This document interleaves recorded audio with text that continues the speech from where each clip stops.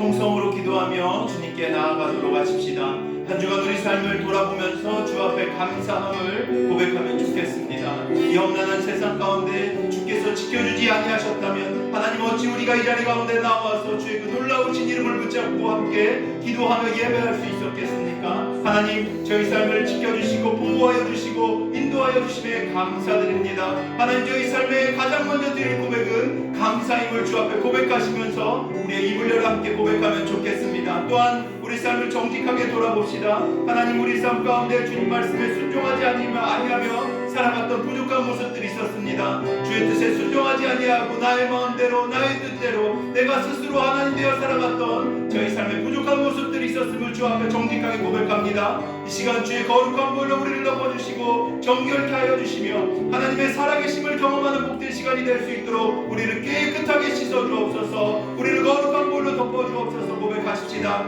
마지막으로 예배 가운데 운행하신 성령의 충만함을 구하면서 기도하십시다. 성령 하나님 이 자리 가운데 충만하게 임재하셔서 역사하여 주옵소서. 우리를 새롭게 하시는 성령 하나님, 우리 가운데 내주하시며 새 일을 행하시는 성령 하나님 예배 가운데 자정하셔서 주의 뜻을 온전히 이루어달라고 우리 이 시간 함께 입을 열어 통성으로 고백하며 함께 기도하며 나아가도록 하겠습니다. 사랑과 은혜가 풍성하신 아버지 하나님 감사합니다. 하나님의 그 놀라우신 은혜로 말미암아 주님 우리가 이 자리 가운데 나와 하나님을 예배하고 하나님을 찬양하며 주의 이름을 붙들고 주 앞에 나아갈 수 있게 하여 주시며 주님 감사하고 또한 감사드립니다. 하나님이 험난한 세상 안에서 주의 놀라우신 은혜의 손길이 있었기에 아버지의 그 놀라우신 은혜가 있었기에 하나님 우리가 이 자리 가운데 나와 주의 성호를 찬양하며 주님의 이름을 높이며 예배할 수 있었음을 주님 이 시간 고백합니다. 하나님 우리 삶 가운데 주께서 베풀어 주신 은혜가 크고 하나님께서 우리 삶을 세밀하게 인도하셨기에 하나님 우리가 지금 이 자리 가운데 나와 주님을 찬양하며 예배할 수 있음을 주님 이 시간 다시 한번 고백합니다. 아버지 감사합니다. 하나님 우리 삶을 붙들어 주시며 삶을 인도하여 주시며 감사합니다. 우리의 부족함을 넘어 역사하신 아버지의 손길이 있었음을 저희가 기억하며 주 앞에 감사의 고백을 올려드립니다. 하나님, 그럼에도 우리 삶 안에 부족한 모습들이 있었음을 이 시간 정직하게 고백합니다. 하나님, 세속에 따라서 우리 삶의 욕망을 따라서 살아갔던 우리의 부족하고 부끄러운 모습들이 있었음을 이 시간 주 앞에 정직하게 고백합니다. 하나님, 주께서는 우리를 사유하시고 깨끗게 하시는 분이심을 저희가 믿습니다. 상하고 동의하는 마음을 주께서 멸시하지 아니하시겠다고 약속하셨는데, 하나님, 이 시간 우리의 마음을 깨뜨리며 하나님, 우리의 부족함을 정직하게 인정하며 우리의 죄악된 모습을 주 앞에 드러내며 아버지 은혜를 구하는 시간 주님께 나아갑니다. 주님, 주의 거룩한 물로 우리 삶을 덮어주시고 씻어주시며 정결케 하여 주옵소서, 새롭게 하여 주옵소서. 그리하여 이 예배를 통하여서 우리의 영혼과 삶이 갱신되어지는 은혜를 맛보는 시간 될 수 있도록 하나님 인도하여 주옵소서. 특별히 예배 가운데 운행하시는 성령 하나님, 두세 사람이 내 이름으로 모인 곳에 나도 그들과 함께하겠다 약속하신 성령의 충만함을 경험하는 복된 예배가 오늘 우리가 드리는 예배가 될 수 있도록 하나님 인자하여 주옵소서. 주님을 기대합니다. 주님을 소망합니다. 주님만을 바라봅니다. 예배 가운데 온전히 주께 sem하여 주옵시며 우리의 심령을 새롭게 하시는 주의 은혜를 경험하는 복된 예배 되게 하여 주옵소서. 하나님께서 구하시는 제사는 상한 심령이라. 하나님이여, 상하고 통회하는 마음을 주께서 멸시하지 아니하시리이다. 아멘. 다같이 사도신경으로 우리의 신앙을 주님께 고백하여 드리겠습니다. 나는 전능하신 아버지 하나님 천지의 창조주를 믿습니다.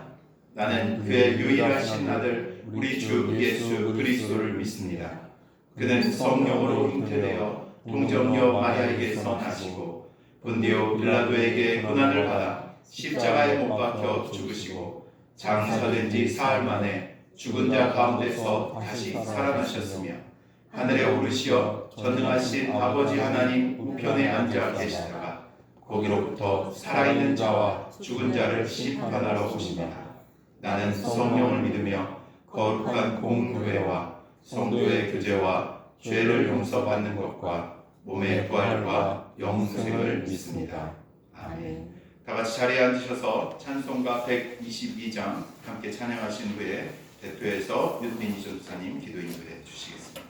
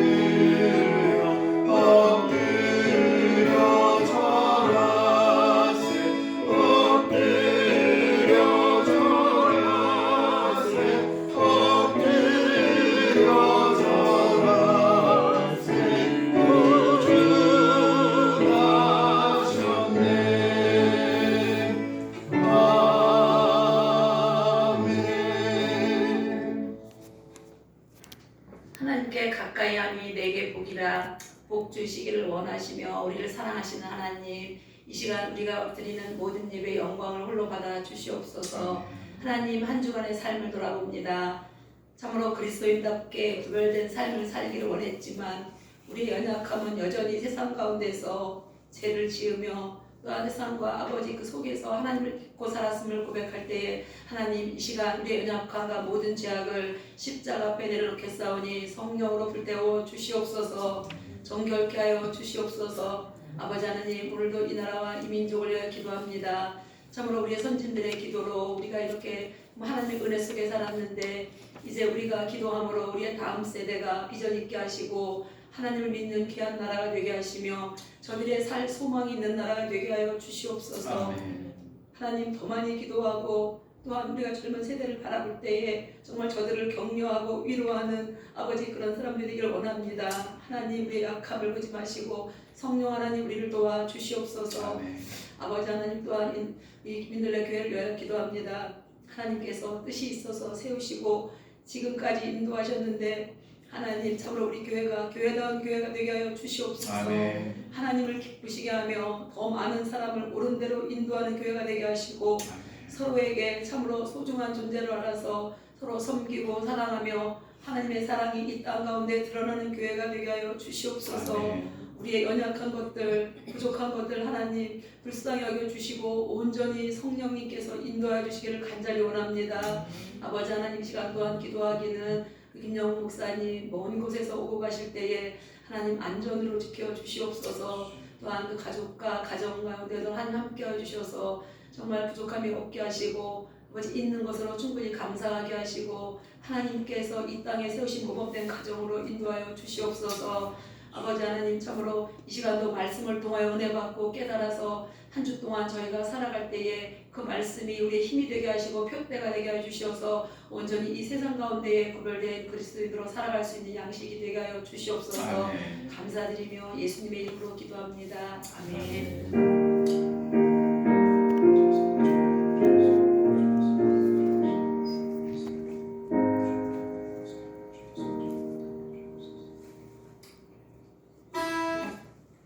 이 시간은 지난 한 주간 동안 말씀 암송해 보았던 것 함께 암송해 보는 시간입니다. 우리 교회는 한 주에 한 구절씩 말씀을 암송하고 있습니다. 올해 초부터 시작했는데요. 한 해 다 암송하면 몇 구절이 될까요?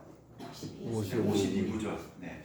52구절 암송하는 성도들 많이 있을까요? 많이 있을 것 같습니까? 네, 생각보다 많이 없어요. 우리 말씀을 알고 말씀을 마음에 새기고 살아가는 것이 참으로 중요한데 그 일들을 우리 성도님들께서 지금 잘 해가고 계십니다. 지난주 말씀 우리 어디 말씀 암송했죠? 요한복음 13장 34절에서 35절 말씀. 저 전도사에서 목사로 이제 시험 칠 때도 성경 109절 암송해야 되거든요. 제가 굉장히 힘들어했는데 그때 나왔던 말씀입니다. 제가 기억이 나가지고 말씀드리는데 우리 이 말씀 눈 감고 뭐로 시작하죠? 새 계명을 너희에게 주노니로 시작합니다. 함께 말씀 암송해 보도록 하겠습니다. 새 계명을 너희에게 주노니 서로 사랑하라. 내가 너희를 사랑한 것 같이 너희도 서로 사랑하라. 너희가 서로 사랑하면 이로써 모든 사람이 너희가 내 제자인 줄 알리라. 요한복음 13장 34절에서 35절 말씀. 아멘. 네, 예수님께서 우리에게 주신 놀라운 은혜의 말씀 마음판 가운데 잘 새기고 또 그 말씀 따라 살아가시는 우리 민들레 성도님들 되시길 주의 이름으로 축복합니다. 이번 주 외우셔야 할 말씀 주보에 나와 있습니다. 어디 말씀이죠? 요한일서 3장 18절 말씀. 그리스도를 닮아감이라는 커다란 주제 안에서 우리가 그 사랑을 어떻게 실천해야 할지 말씀이 우리에게 알려주고 있습니다. 이 말씀 잘 암송하셔서 우리 삶 가운데 귀한 열매를 맺으시길 바랍니다. 교회 소식 전하도록 하겠습니다. 12월 달 저희가 대강절 보내고 있는데요. 이 대강절 보내면서 우리 교회가 함께 한 가지 공동의 기도 제목을 가지고 기도하고 있습니다.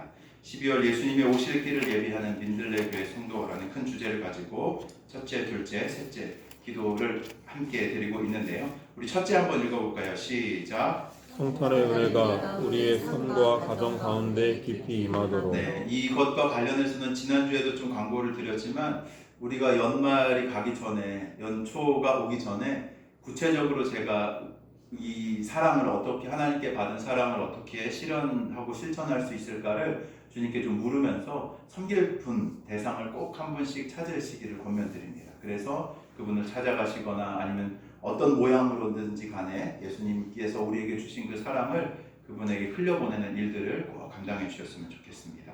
두 번째 한번 읽어볼까요? 시작. 대강절을 지나는 동안 기도와 기도의 자리가 다시 살아나도록. 네, 기도는 영적인 무엇이라 말씀드렸죠? 호흡입니다. 그래서 이 호흡이 멈추면 우리의 영혼의 활동이 멈춰지게 됩니다.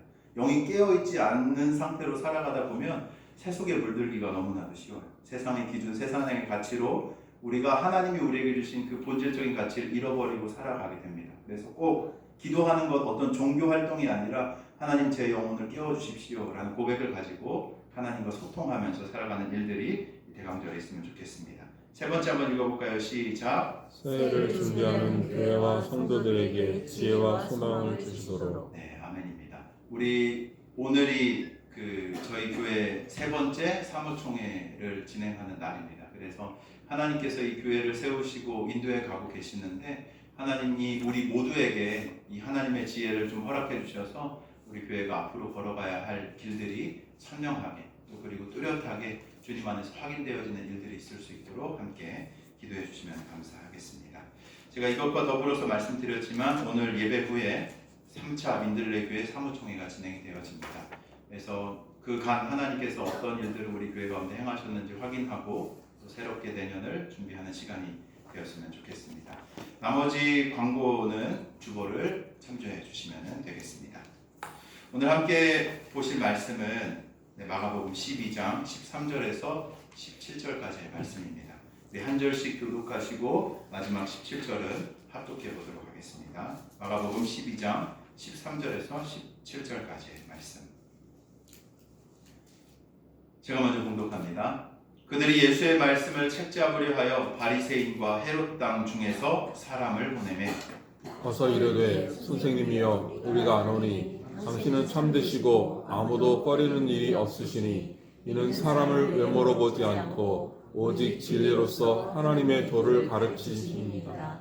가이사가 생을 마시는 것이 옳으니까 옳지 아니니까. 우리가 바치리이까 말라이까 한데 예수께서 그 외식함을 하시고 이르시되 어찌하여 나를 시험하느냐 데나리온 하나를 가져다가 내게 보이라 하시니 가져왔거늘 예수께서 이르시되 이 형상과 이 글이 누구의 것이냐 이르되 가이사의 것이니이다. 읽겠습니다. 이에 예수께서 이르시되 가이사의 것은 가이사에게 하나님의 것은 하나님께 바치라 하시니 그들이 예수께 대하여 매우 놀랍게 여기더라. 아멘.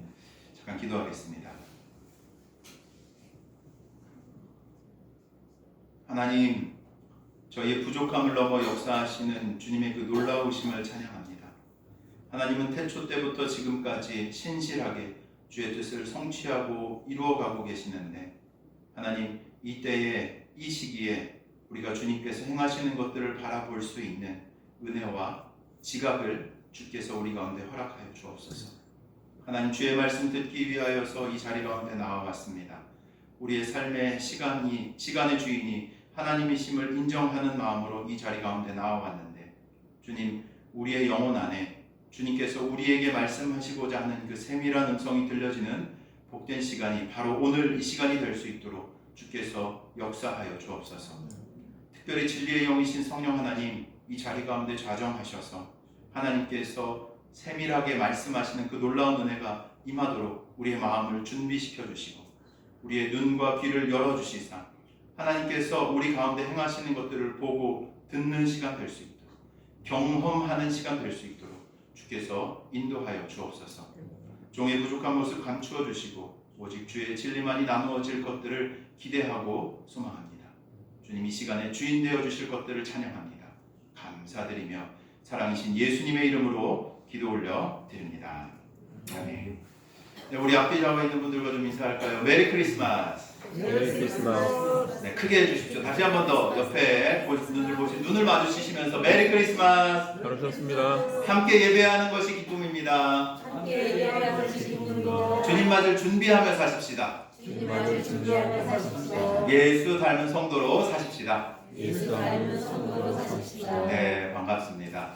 오늘 또 새로운 얼굴이 오늘 좀 보이시는 것 같은데 나중에 좀 인사하면 좋겠고요. 우리가 이렇게 함께 모여서 예배할 수 있다는 것이 참으로 특권인 줄로 믿습니다. 아멘이십니까?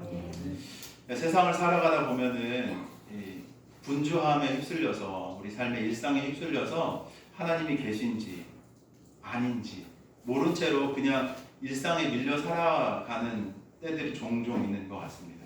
근데 하나님께서 왜 우리에게 이 시간을 허락해 주셨는가 하면 그 흐름을 거스를 수 있도록 하나님이 계신 것을 우리에게 확인시켜 주시도록 이 예배의 시간들, 이 특별한 장소들을 우리 가운데 허락하셔서 예배드릴 수 있게 해 주시는 것 같아요. 믿으십니까? 하나님이 우리에게 이런 기회를 허락해 주시는 거죠. 그래서 함께 모여서 주님의 이름을 기억하고 주의 뜻을 따르는 자들이 함께 격려하며 한 마음으로 예배할 때 하나님께서 그 시간을 통하여서 역사하시는 줄 믿습니다. 특별히 시간의 창조주가 하나님이신 것을 우리가 좀 기억하면 좋을 것 같아요. 우리는 정해진 시간에 이렇게 살아가잖아요. 그렇죠? 이것을 절대로 거스를 수가 없습니다. 그러니까 우리는 시간의 흐름 안에서 살아가면서 그 시간 안에 속해서 살아가지만 하나님은 어떤 분이신가 하면 시간을 만드신 분이세요. 개념이 좀 잡히십니까? 시간의 위에 계신 분이시죠. 우리는 그 흐름 안에 살아가지만 하나님은 이 시간을 만드신 분이 되신 거예요. 그래서 하나님이 우리의 시작과 끝을 아신다는 말씀이 바로 그 말씀인 거예요. 가장 시적절하게 때때에 맞게 우리에게 말씀해 주실 수 있다는 것이 바로 그 말씀인 거예요. 다만 우리에게 필요한 것은 무엇인가 하면 우리의 시작과 끝을 아시는 하나님께 우리의 마음을 열어드리고 하나님이 지금 이때 나에게 말씀하시고자 하는 것이 무엇인지를 듣고자 하는 마음. 겸손한 마음이라고 성경에서는 우리에게 가르칩니다. 겸손하게 내 마음을 열고 하나님이 이때 나에게 말씀하실 것이 무엇인지를 듣고자 하는 그 마음의 자세를 가지고 주 앞에 머무르기 시작할 때 하나님께서 크신 은혜를 우리 가운데 베푸실 줄로 믿습니다. 믿으십니까? 저는 그래서 하나님이 참 좋아요. 저희가 실수하고 또 잘 못할 때도 참 많잖아요.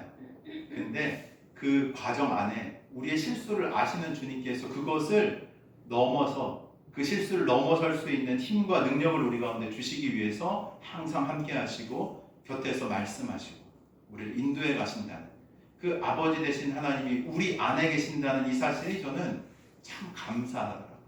여러분 그 주님께서 우리 안에 함께하고 계시는 줄 믿습니다. 믿습니다. 네, 우리가 주님을 영접하고 산다는 은혜가 바로 그런 특별함이 있는 것이죠.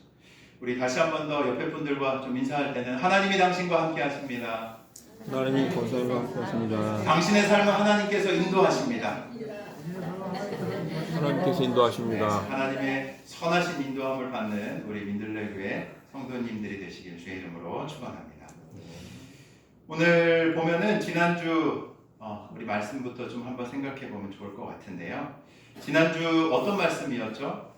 종교 지도자들이 찾아와서 예수님의 권위를 문제 삼으면서 누가 당신에게 이런 권세, 권위를 주었는가? 라는 질문을 했던 것을 우리가 기억하실 것입니다.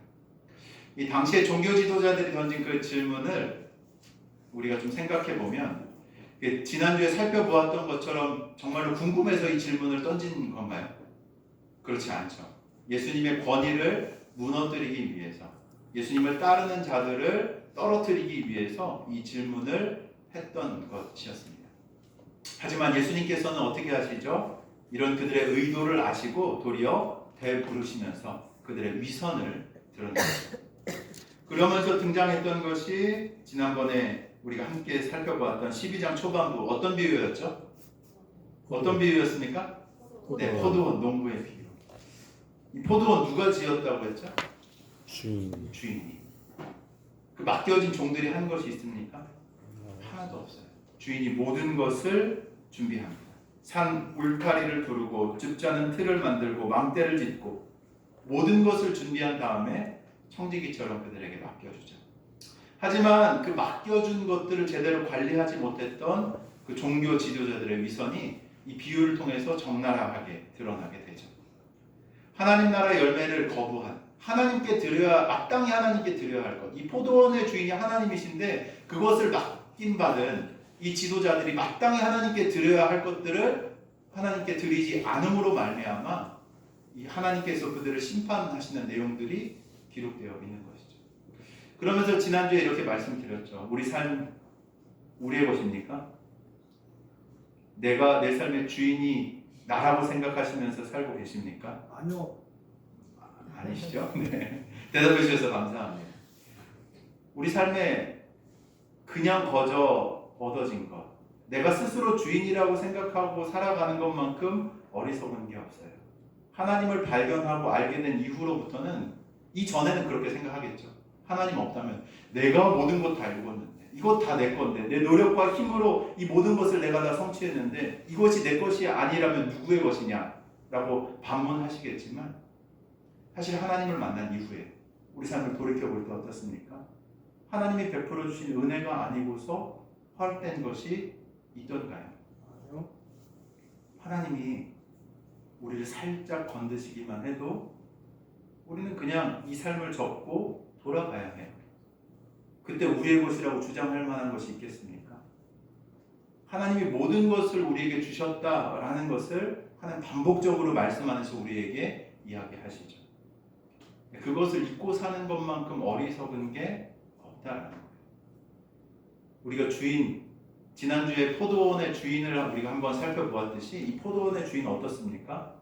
사랑이 넘치고 자비가 넘치고 기회를 반복해서, 어리석다라고 얘기할 정도만큼 반복적인 기회와 사랑과 자비를 베푸는 주인이었다는 것을 기억하실 거예요. 전 하나님 섬기는 게 참 좋거든요. 우리가 받을 것에 넘치도록 과분하게 우리에게 은혜를 베풀어 주시는 분이 바로 우리 하나님이십니다.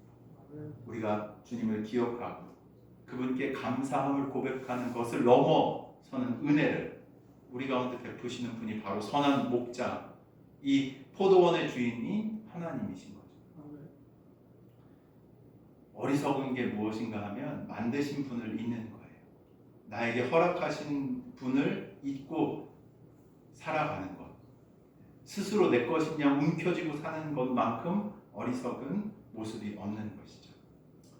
지난주 말씀을 보았을 때 이 종교 지도자들이 바로 이런 모습들이었습니다. 하나님을 인정하지 않고 그 종교적인 권력을 누리는 자신들이 이 모든 것이 내 것이냐 생각하면서 도리어 눈앞에 계신 예수님을 거절하며 공격했던 그 위선들을 우리가 지난 시간에 함께 살펴보았죠. 그러면서 예수님을 엄청 미워했던 것 같아요. 왜 미워했을까요? 내 것을 빼앗아가는 사람인 것으로 인식했기 때문인 거죠. 야, 이 사람 가만히 놔뒀다간 새를 더 이뤄가지고 내가 가진 이 권력들, 내가 이루어놓은 모든 것들을 위해를 가할 만한 존재가 될 수 있겠구나라는 이 위기감을 그들이 느꼈던 것 같습니다. 그래서 오늘 본문이 그런 배경하에서 이어지는 거죠. 우리 한번 오늘 본문 12장 13절 말씀 한번 같이 읽어볼까요? 시작. 그들이 예수의 말씀을 책 잡으려 하여 바리새인과 헤롯 땅 중에서 사람을 보내매. 네, 처음에 보면은 여기서 그들이 누굴까요? 지난주에 이어졌던 것처럼 12장 초반부에 보면은 사두개인들, 바리새인들, 종교 지도자들이 요 부류의 사람을 지금 함께 해가지고 예수님께 보내고 있는 겁니다. 예수님 당시에 이 유대 지역은 누가 다스리고 있었죠? 로마라고 하는 거대한 제국이 다스리고 있었습니다. 이 로마는 이 넓은 땅을 다스리는 이 것들을 잘 해 나가기 위해서 여러 가지 전략들을 가지고 있었어요. 통치의 기술들을 사용했습니다. 그 중에 하나가 무엇인가 하면 오늘 본문에서 등장하는 하나의 방법인데, 뭐가 등장하죠? 세금에 대한 문제가 등장합니다. 세금. 보면 어떤 기술을 썼냐 하면 당시에 아마 거의 이런 제국에서 통치하는 기술 중에 나왔던 가장 처음에 어떤 시도가 아니었는가 생각이 되어지는데 뭘 했냐면 인두세라는 것을 거뒀어요. 뭐라고요? 인두세 무슨 뜻일까요? n분의 1 머리. 그렇죠. 사람 인자에다가 머리 두자 세금할 때 그 세금이죠. 그래서 사람의 머리수만큼 뭘 매기는 거예요? 세금을 매기는 겁니다. 그래서 로마가 사용했던 방법이 이 바로 인두세였던 거죠. 그래서 로마는 어떻게 하냐면 매 6년마다 인구 조사를 실시합니다. 그래서 이 인두세로서 사람들에게 세금을 걷어가요.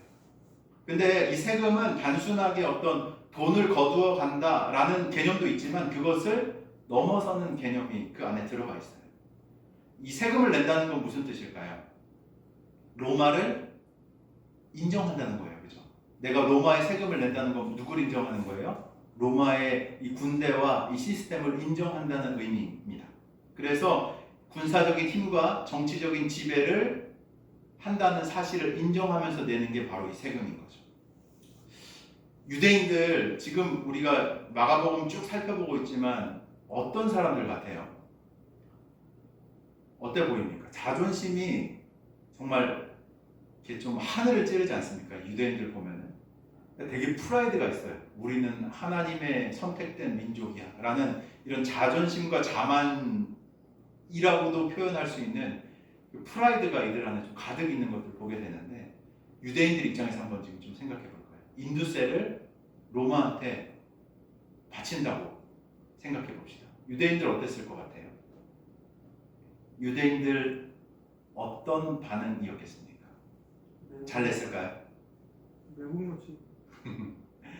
아마 유대인들이 이 세금을 낸다라고 했을 때는 굉장한 저항들이 그 안에 있었을 거예요. 오늘 본문을 보면서도 그런 내용들을 좀 확인할 수 있지만 이 프라이드가 높은 이 유대인들이 로마한테 세금을 바치는 거 쉽게 냈겠습니까? 그렇지 않아요.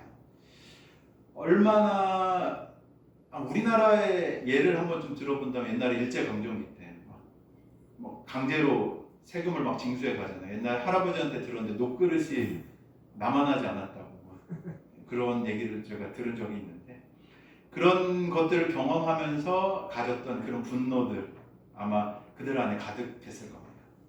그리고 또 한 가지 조금 전에도 말씀드렸지만 유대인들은 우상을 섬기는 걸 어떻게 하냐면 철저하게 배척했어요. 우리는 하나님 한 분만을 섬긴다라는 것으로 똘똘 뭉쳐있는 이제 사람들이 바로 유대인들이었던 거죠.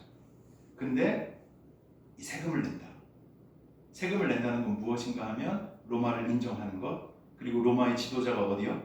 동전에 얼굴이 박혀 있어. 이것을 낸다라는 것 자체가 그들의 자존심에 엄청난 스크래치를 가하는, 아픔을 가하는 일들이 되었던 거죠. 그래서 어떤 일들이 있는가 하면 그 당시 역사를 좀 살펴보면 유대 역사가 요세푸스라는 사람이 있습니다. 근데 이 사람이 어떤 내용을 기록해 놓는가 하면 이 인두세가 도입된 것 때문에 유대인들이 무엇을 일으키냐면 반란을 일으켜요. 반란. 내가 이 세금 로마한테 낼 수 없다 하면서 이런 논리를 가지고 사람들을 선동해서 반란을 일으킵니다. 이거 성경에서도 찾아볼 수 있는데 혹시 어디 있는지 아시는 분 계실까요? 잠깐 한 구절 등장해요. 사도행전에 보면은 등장하거든요. 5장 37절에 보면 요게 요 내용인지 아마 잘 모르실 거예요. 근데 제가 좀 설명을 드리겠습니다. 5장 37절 이렇게 기록되어 있거든요. 사도행전. 그 후에 호적할 때에 갈릴리의 유다가 일어나 백성들을 꿰어 따르게 하다가 그도 망한즉 따르던 모든 사람들이 흩어졌느니라 라는 말씀이 기록되거든요. 근데 이 내용이 바로 제가 조금 전에 말씀드렸던 이 로마의 세금으로 촉발되어진, 물론 여기 안에 조금 더 복합적인 내용들이 들어가긴 하지만 사람들이 이것들을 낼 수 없다라고 하면서 이 유다가 일어나서 사람들을 이제 선동해서 만들어낸 폭동의 이야기가 성경에 등장하는 거죠. 사람들이 갈릴리 사람 유다의 말에 동조해서 로마에 내는 인두세에 대항해가지고 봉기를 일으켰던 것입니다. 그만큼 이 세금의 문제는 유대인에게 있어서 신앙, 민족, 그리고 정치 모두가 걸려있는 아주 민감한 폭발물 같은 주제였던 것이죠. 이런 민감한 주제를 지금 누군가가 와서 얘기하려고 합니다. 13절 다시 한번 좀 볼까요? 누구와 누가 나옵니까? 13절 보면 바리새인과 헤롯당. 바리새인과 헤롯 땅 사람이 등장합니다. 되게 이상한 장면이에요. 이 성경을 좀 아시는 분들이라면 이걸 보면서 뭐야 왜 이렇게 기록돼 있어? 라고 생각을 하시는 게 맞습니다. 왜냐하면 이 두 부류의 사람이 절대로 조화롭게 한 구절에 등장할 만한 부류가 아니기 때문에 그래요. 아마 바리새인은 많이 들어보셨을 거예요. 그죠? 바리새인. 바리새인은 누구죠? 율법을 가장 중요하게 생각하는 사람들입니다. 그래서 무엇하냐면 로마의 지배를 좋아했을까요? 싫어했을까요? 당연히 싫어하죠. 우리 민족 하나님이 주신 이 율법을 따르면서 살아가는 것이 맞는데 로마가 와서 자꾸 우리의 전통들을 건들고 우리의 자존심을 뭉개고 있어. 하면서 이 바리새인들은 로마의 지배를 극도로 싫어합니다. 그리고 세금을 조금 전에 말씀드렸던 것처럼 세금을 내는 거 어떻게 생각하냐면 하나님의 주권을 더럽히는 일처럼 여겼던 사람들이 바로 이 바리새인들이에요. 종교적으로 아주 철저했고 주중에 금식하는 것 기본이고요. 율법 613가지 해야 되는 것 하지 말아야 될 것 그 모든 것을 분류해서 하나도 어기지 않고 살아가려고 노력했던 그것을 삶의 방식으로 이제 취하면서 살아갔던 사람들이 바로 바리새인들이란 말이에요. 그러면 이 바리새인들이 여기 헤롯 땅하고 같이 지금 등장하는 헤롯 땅 어떤 사람일까요? 헤롯 땅 이름이 뭐예요? 헤롯의 당이에요. 헤롯 당 그러니까 헤롯 당이죠.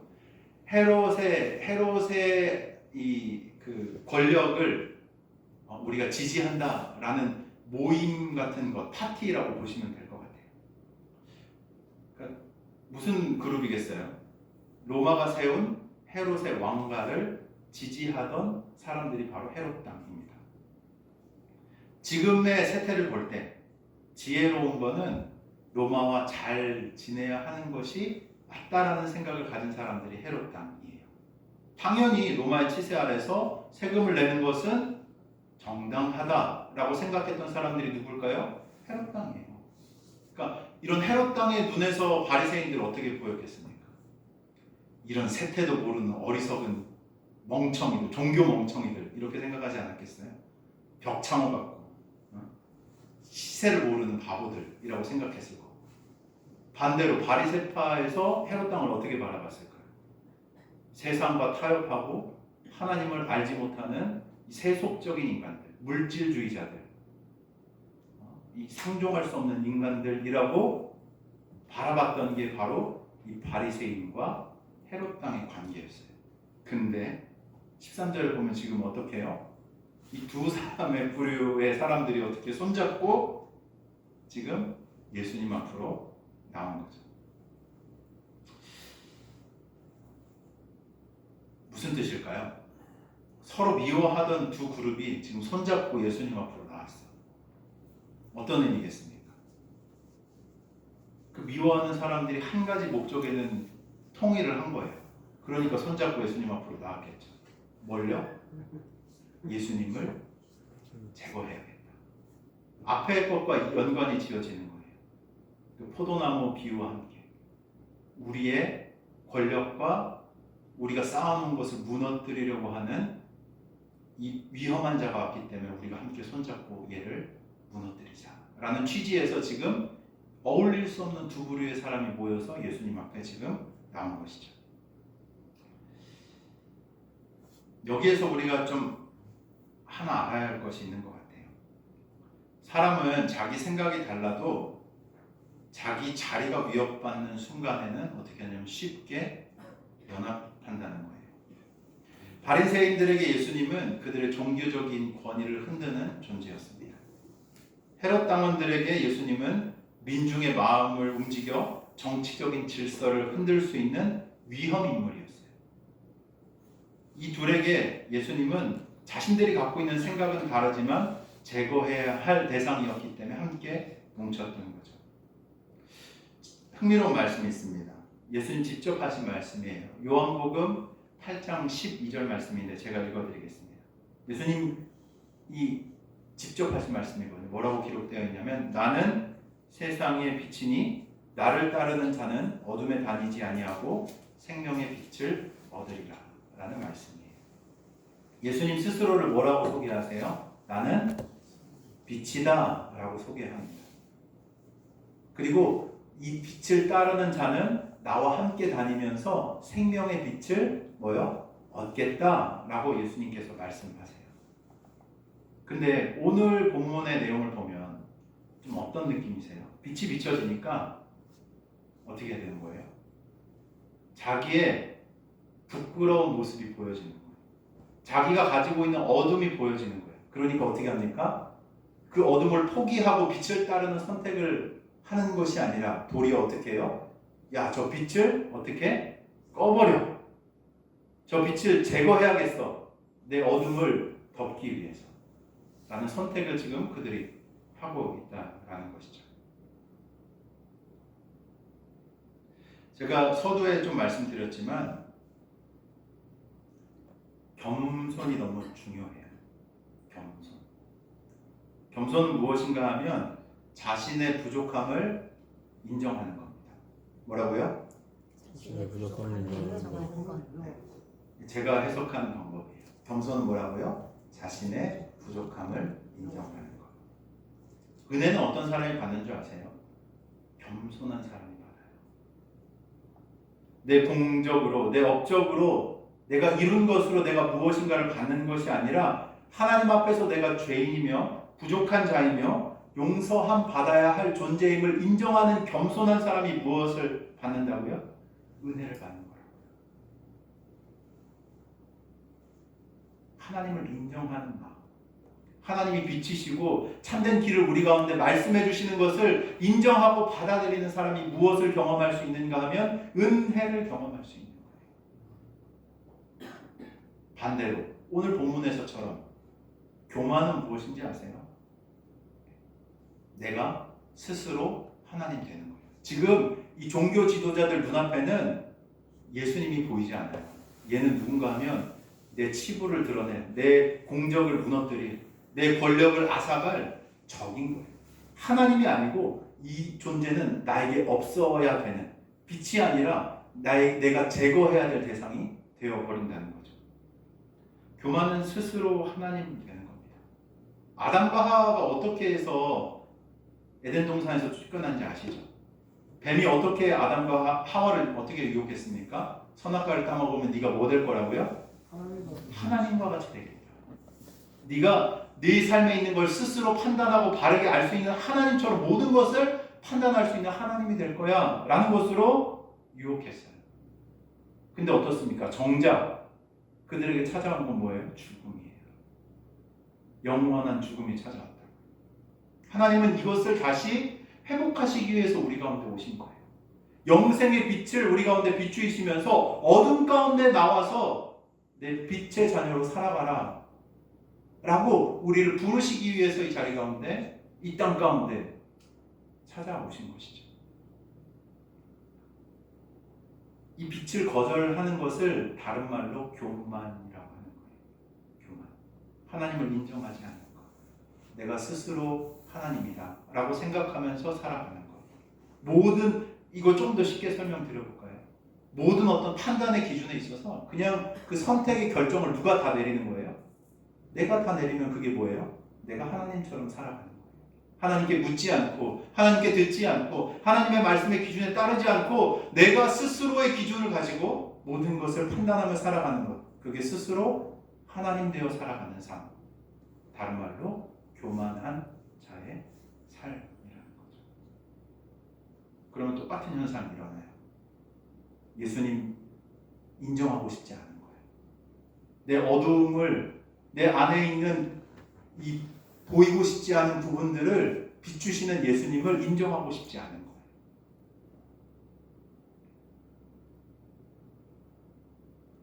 주님께서 우리에게 주의 그 빛을 비추실 때 우리가 어떻게 반응해야겠습니까? 인정하는 게 겸손한 겁니다.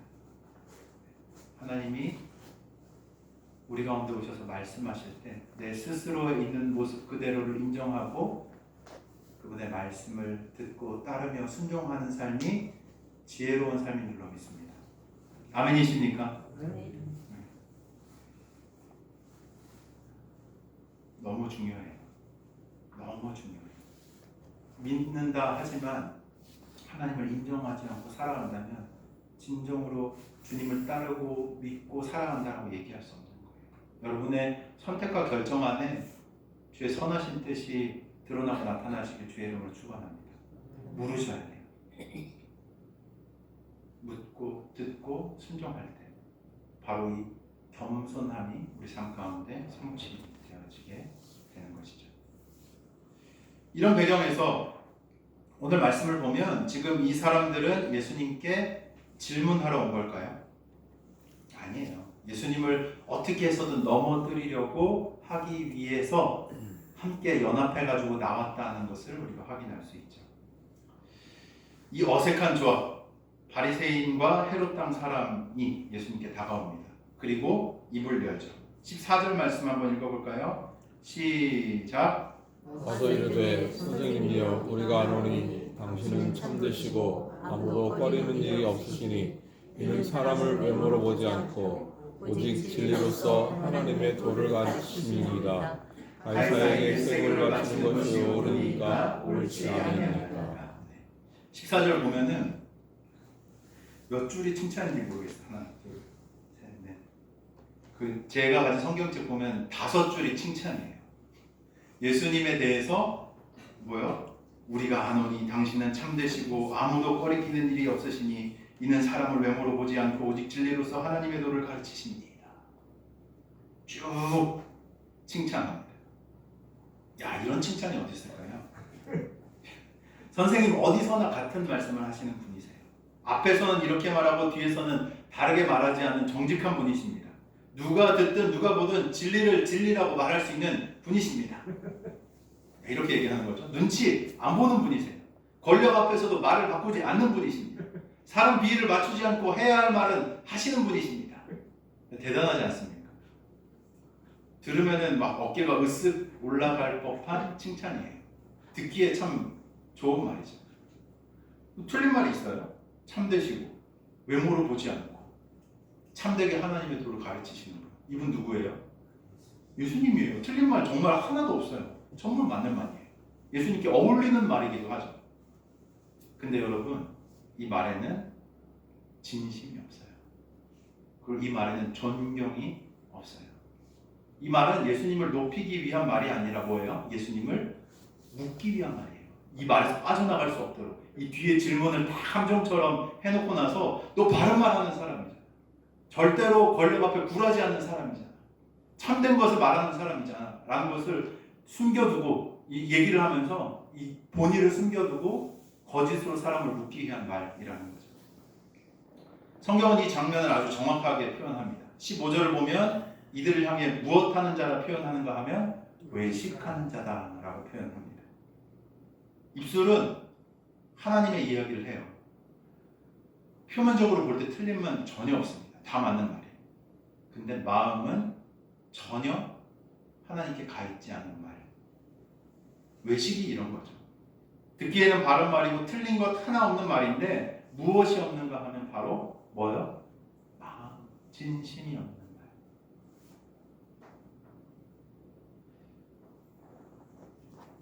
뭐 얘기할까 말까 좀 고민이긴 한데 기도 해줄게 많이 하시죠? 기도할게. 약간 그 믿는 분들한테는 헤어진 인사 같은 비슷한 말이잖아요. 그래 내가 들었어. 기도할게. 저는 이게 공허한 외침이 안 됐으면 좋겠습니다. 저는 가급적이면 이 얘기를 했을 때 어기지 않으려고 노력해요. 노력한다는 게 못한 때도 있다는 걸 정직하게 여러분 앞에 말씀드리는 거예요. 외식하고 싶지 않아요. 정직하게 공허한 말 하나님 앞에 드리고 싶지 않습니다. 참 얘기 많이 하잖아요. 그렇죠? 누구랑 만나서 다 듣고 기도할게. 정말 기도하시죠? 할렐루야. 네. 할렐루야. 기도하시죠? 100% 아니에요. 기도 서로를 위해 기도할 때 정말로 하나님이 그 사람에게 주시고자 하는 마음들을 우리에게도 알려주실 때가 있어요. 기도하셔야 돼요. 아까도 말씀드렸지만 나 개인을 위해서도 그렇지만 우리 공동체 하나님이 세우신 교회를 위해서라도 무엇 해야 하냐면 서로를 위해 우리 자신을 위해 기도해야 할 필요가 있는 것이죠. 하나님 우리의 중심을 보시는 분이십니다. 주님 아세요. 칭찬처럼 들리는 말이지만 독을 감춘 말이었습니다. 그리고 성경은 바로 이어서 이렇게 기록하고 있죠. 예수님께서 그들의 외식을 하시고. 예수님 속으시는 분이신가요? 아니에요. 아세요. 우리의 중심에 무엇이 들어있는지를 아시는 분이십니다. 그들의 말투, 눈빛, 질문의 방향 속에 담긴 진짜 마음을 예수님은 이미 알고 계셨어요. 그리고 뭐라고 얘기하시는가 하면 예수님 뭐라고 얘기하십니까? 15절 어찌할 나를 시험하느냐 하고 뒤에 한번 읽어볼까요? 나련 하나를 가져다가 내게 보이라 하시니 뭘 가져오라고 하세요? 동전. 데나리. 여기 되게 이게 중요한 장면 중에 하나예요. 예수님이 자기 손으로 동전을 꺼내시는 게 아니라 어떻게 해요? 질문한 사람들에게 뭘 가져오라고요? 데나리온. 로마의 동전을 가져와라 라고 말씀하십니다. 어떻게 해요? 그들이 그 동전을 가져와요. 그 동전이 어디에서 나왔을까요? 그들의 손에서 예수님 앞에서 이렇게 보여지는 거죠. 무슨 의미입니까? 그들의 손에서 동전이 이렇게 꺼내졌다라는 건 무슨 의미예요? 속마음이 겉으로 나와. 조금 더 쉽게. 원행 이 사람들이 지금 무엇을 쓰고 있냐면 로마의 돈을 쓰고 있는 거예요. 그죠? 당연히 갖고 있는 거 꺼냈으니까 이 로마의 돈을 쓰고 있는 거죠. 예수님을 함정에 빠뜨리기 위해서 나왔던 사람들이 너희들은 지금 당연하게 로마의 체제 안에서 살고 있다는 것을 자신의 행동으로 모여있는 모든 사람들한테 보여줄 수 있도록 예수님이 질문하신 거예요. 그리고 그들은 그 동전을 실제로 자기 손으로 꺼냅니다. 인정한 거죠.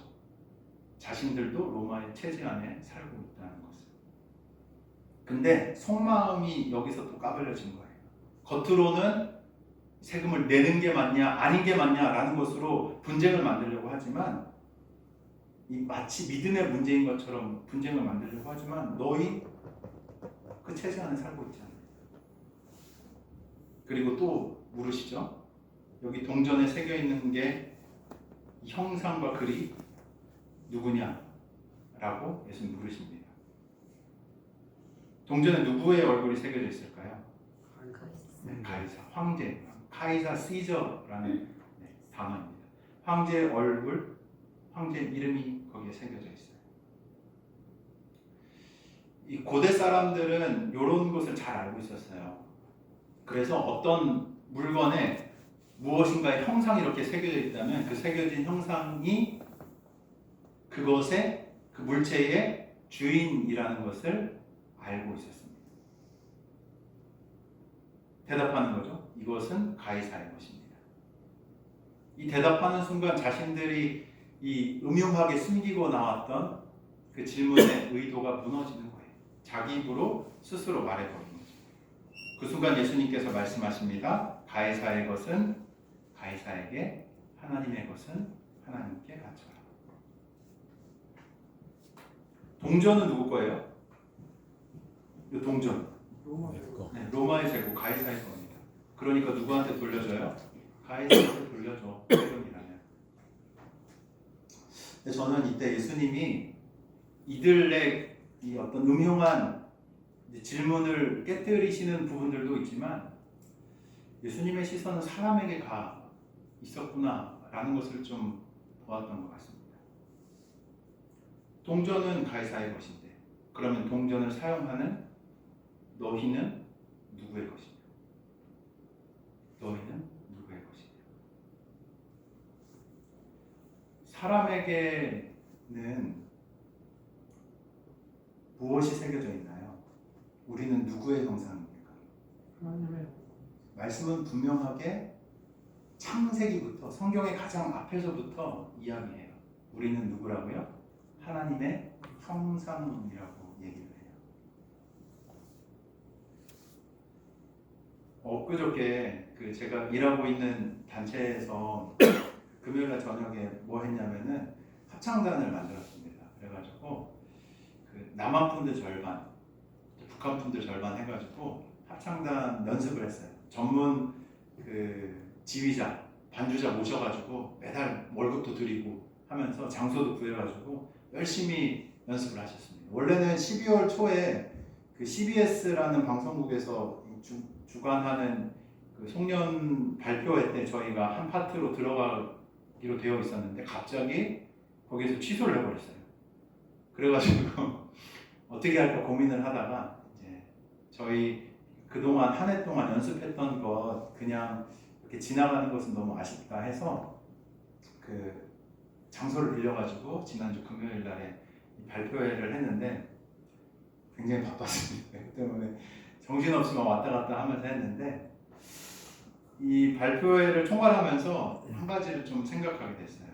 근데 거기 무대에 서 있는 사람들이 전체가 다 막 믿는 분들이 아니거든요. 북에서 온 분들, 교회를 싫어하는 분도 있고 뭐 교회 성실하게 잘 다니시는 집사님, 장로님도 계시고 목사님도 계시고 그렇거든요. 신앙의 고백이 분명한 분도 있고 아직 믿음이라는 말조차 낯선 분도 거기에 함께 계셨어요. 준비하는 과정이 되게 조심스러웠어요. 사실 어떤 무대가 될까 각자 막 되게 색채가 뚜렷하시거든요. 북한 분들이 굉장히 뚜렷하세요. 주관도 뚜렷하시고 막 자기 주장도 강하시고 이런 분들이 많은데 막 이런 것들 때문에 싸우거나 충돌이 막 심하게 일어나지 않을까 하는 걱정들도 있었습니다. 근데 무대를 제가 딱 보는데 마지막에 이제 합창곡을 했거든요. 전체 분들이 나와가지고. 근데 마지막 합창을 하는 모습을 보면서 이런 생각이 들더라고요. 이분들이 지금 뭔가 잘하려고 애쓰는 것이 아니라 이 지휘자의 지혜에 따라서 서로를 존중하면서 서로를 맡기고 있구나. 누군가는 자기 목소리를 조금 더 낮추고 누군가는 자기 템포를 조금 더 늦추고 누군가는 앞서서 나서기보다 뒤를 선택하고 되게 좀 엄청 프로페셔널하진 않았거든요. 완벽하진 않았어요. 근데 제가 뭘 봤냐면 참 겸손해서 좀 아름답다라는 생각을 좀 하게 됐던 것 같습니다. 뭐 자기를 증명하기 위해서 이 자리에 섰다기보다 자기를 내려놓고 하나된 조화로 모습을 드러내고 또 한 합창단이란 이름 안에서 이것들을 좀 사람들에게 공유하고 싶은 마음에서 이 무대가 세워졌던 것이죠. 대강절 말씀을 준비하면서 그 무대와 함께 이런 마음들이 계속 있었던 것 같아요. 자기의 중심의 교만에서 벗어나 함께 그리스도의 빛을 향해 움직일 때 우리는 하나님께 속한 삶을 살아갈 수 있다. 그분들이 막 예수님을 갑자기 믿고 이런 건 아니에요. 물론 저희가 저희 단체 종교색채를 이렇게 뚜렷하게 뛸 수가 없습니다. 근데 자기 삶을 조금씩 내려놓기 시작하고 타인의 이야기를 듣기 시작하고 또 하나님이 우리에게 주신 것들을 겸손하게 인정하면서 살아가기 시작할 때 그 모습이 겸손이 되어서 하나님의 인도함을 받는 진정한 은혜의 길로 걸어갈 수 있는 일들이 나타난다는 것. 겸손은 내가 부족하다는 사실을 인정하는 거고요. 겸손한 삶은 내 인생의 지휘봉을 하나님께 내어드리는 삶입니다. 대강절 주님 오심을 기다리는 계절입니다. 빛이 어두움을 비추는 순간을 준비하는 시간이기도 하죠. 예수님의 말씀 들으면서 이 대강절에 이렇게 좀 들렸던 것 같아요. 너는 누구에게 속한 사람인가? 너의 삶의 방향은 어디를 향하고 있는가?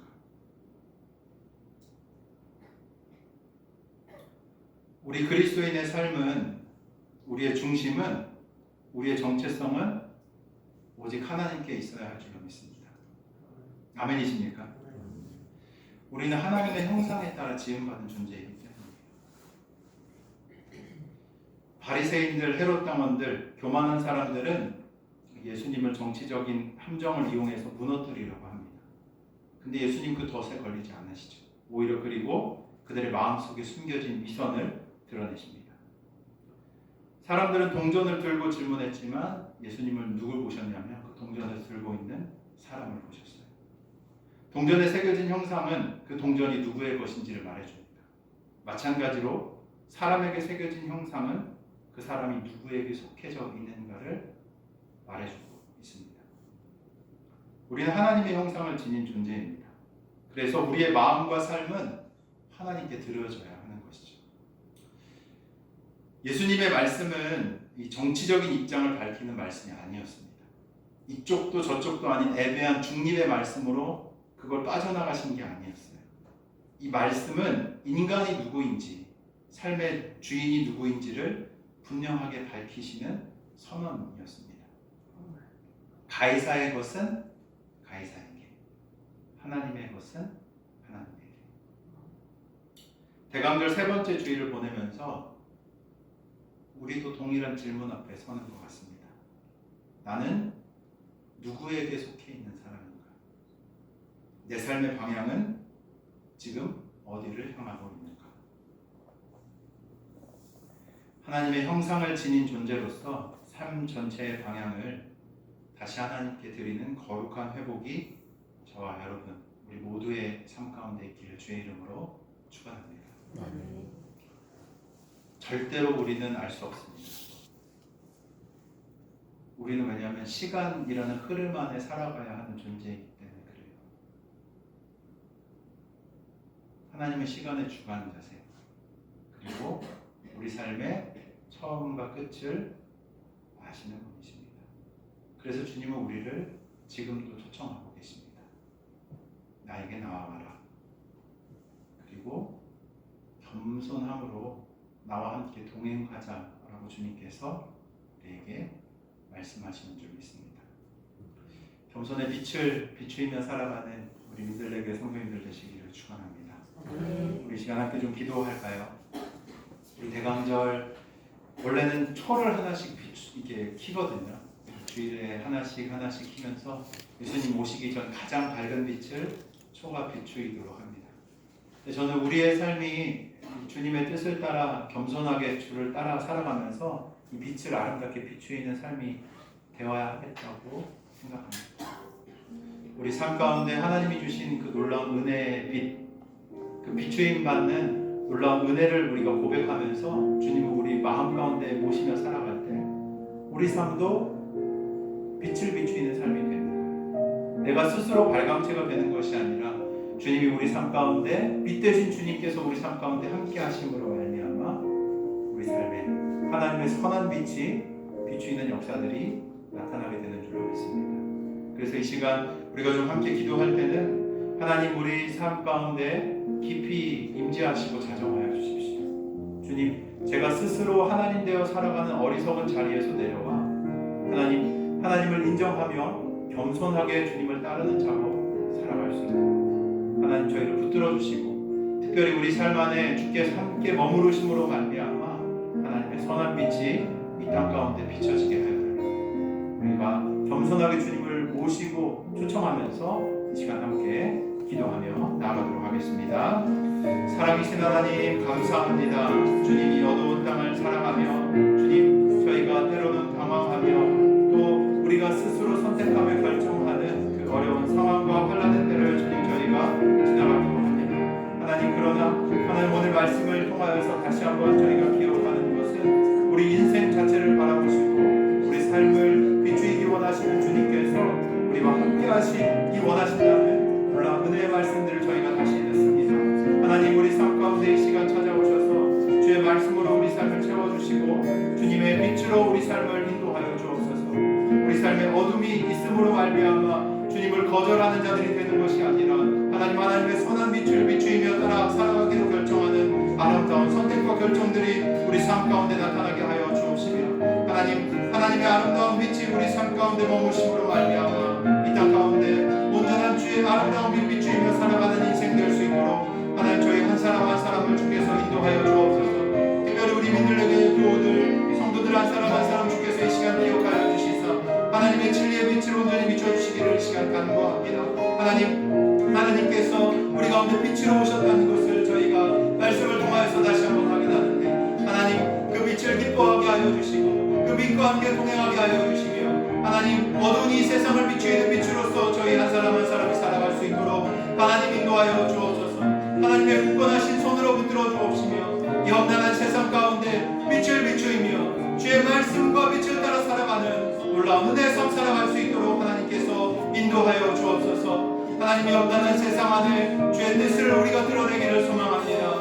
대강절 주님 오시는 길을 예비하는 이때에 하나님 우리 삶이 부족하지만 주 앞에 쓰임받는 삶 되게 하여 주옵시며 하나님의 뜻 가운데서 아름답게 세워져가는 복된 인생 될 수 있도록 하나님 인도하여 주옵소서. 주님 우리가 주님을 온전히 따르며 살아가는 주의 백성들로서 온전히 살아가기를 소망합니다. 우리 성도들의 고백 주께서 하나하나 들어주시며 말씀하여 주시며 주께서 인도하여 주옵소서.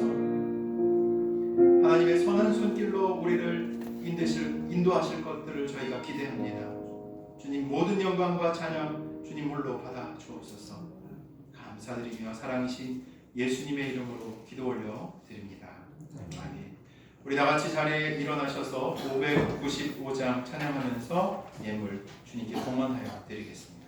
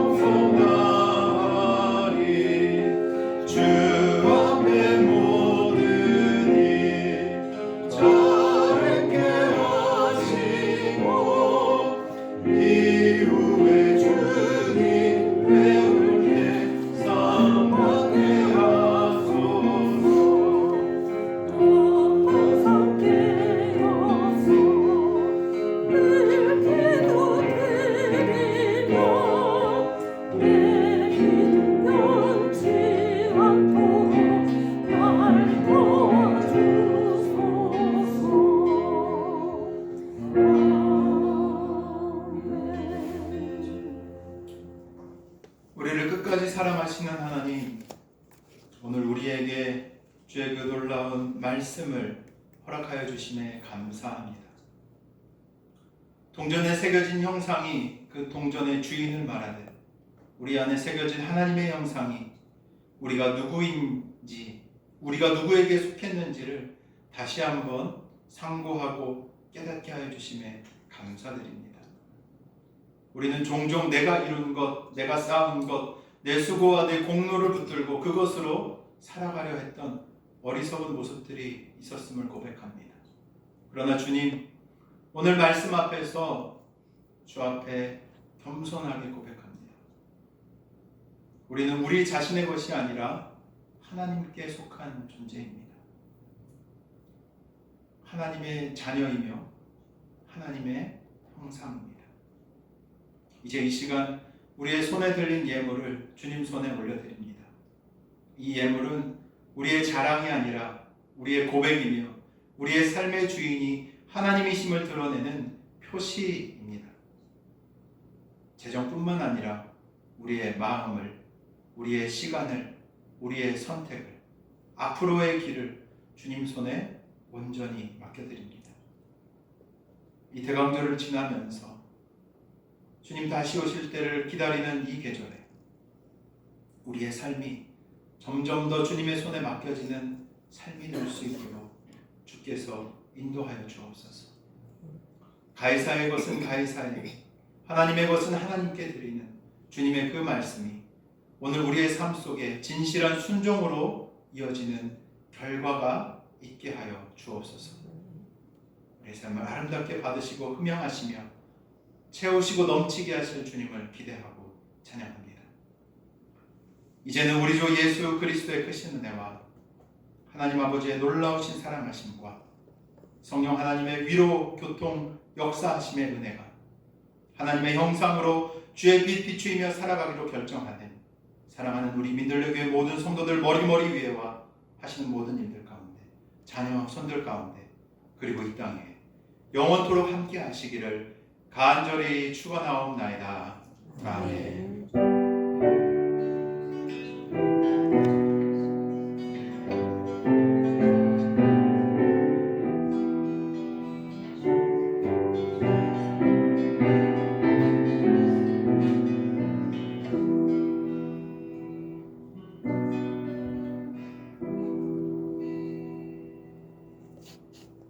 네, 감사합니다. 우리 주님께 감사의 박수 올리도록 하겠습니다.